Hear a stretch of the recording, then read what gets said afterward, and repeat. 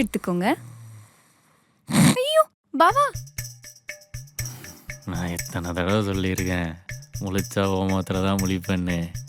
எங்க கரெக்டாக என் கண்ணுக்கு நேரம் வந்து உன் முகத்தை காட்டு பார்ப்போம். சூடு.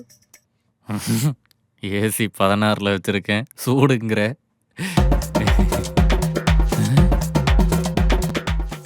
ஏ மீரா, தொங்கனை கொடுக்க இன்னும் என்னடா தூக்கம்? ஏஞ்சி வாடா கூத்தி.